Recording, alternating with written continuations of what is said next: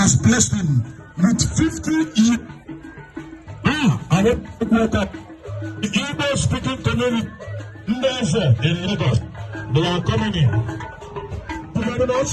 Please, right now, as we take this cake, to the name as we spell Jesus, the only name that is greater than any other name. On the count of 3, 1, 2, 3. J-E-S-U-S.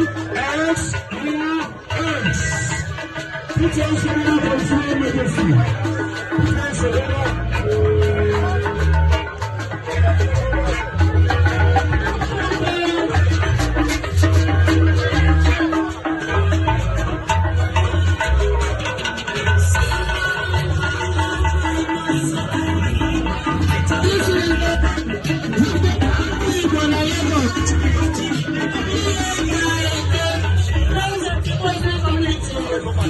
Sunday,